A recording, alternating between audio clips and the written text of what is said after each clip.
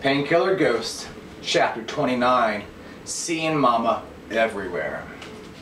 This is the next morning, and this is how it is. Time wakes up, feels hungover, even though he's had nothing to drink. He smells his hand, and they smell like cigarettes, even though he's had nothing to smoke. It's not quite light outside, but it's still not all dark. His head hurts. The television is on, and he closes his eyes and drifts back into sleep, dreaming of liquor and pot and cigarettes. He wakes again, and his hands still smell, and his head still hurts, and the television is still on. He has to squint. What was mostly dark with a little light a while ago is now almost all light. There's a woman's voice on the television. He smells his hands again and can taste the cigarette. The voice is familiar. His eyes hurt as he looks from the orange hue in the windows to the television screen in front of him. He blinks a few times, a few more times. No, he can't be awake. He stands up and gets off the sofa and walks around the room a few times, swinging his arms back and forth, and then sits down again. Suzanne. Momma. Momma Exler is on the television screen, reading the news to Time. He stares at it, and then a commercial comes on. He goes over and turns off the television. He's fallen asleep in his shoes. You can smell him. He picks his sweatshirt up off the floor, puts it on, strokes his beard, finds his hat and his camera, and walks out the front door into the brisk morning air. He goes the opposite direction today than he did yesterday. He's fiddling with his camera, watching his breath in the cold air, still feeling oddly hungover. There's no sidewalk here, so he's in the street. He doesn't know what day it is, but it must be a weekday, he figures, by all the people leaving their front doors and walking to the cold morning air to the cars, all with a certain air of boredom and a little resentment around them.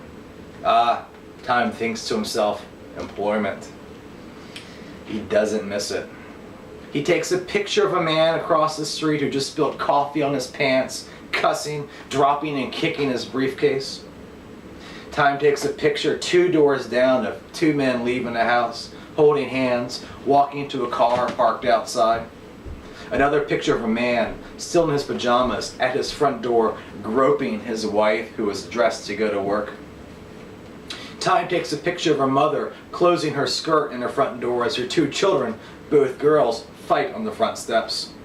Then the woman turns around and looks right at Time as he still has his eye to the viewfinder of his camera, and the woman looks just like a younger Momma, a younger Suzanne, just like he remembers her to be 20 years ago or so. A pack of joggers is coming up behind him, 7, maybe 8 people, all men except for 2. The one in the front and the one in the back are women. The one in the back turns and looks at Time as she jogs by.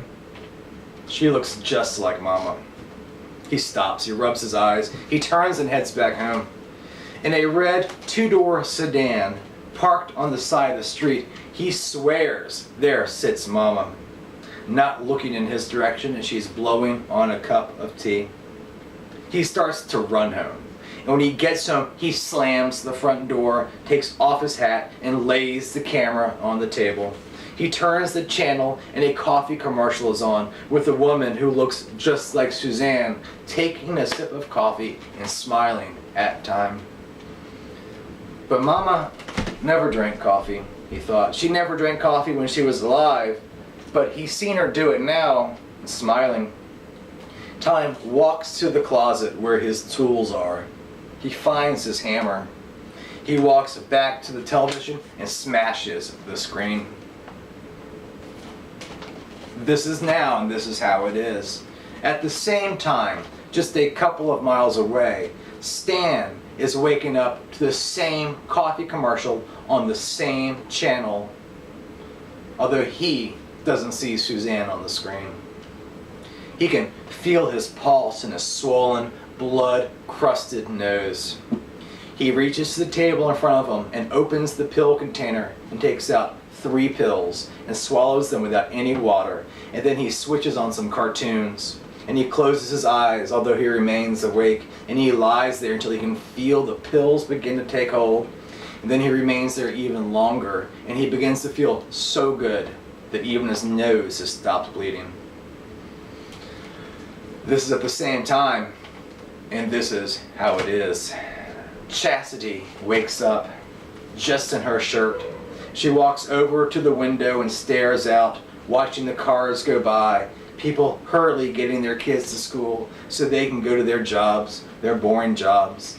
And Chastity is happy she doesn't have to be bothered by that.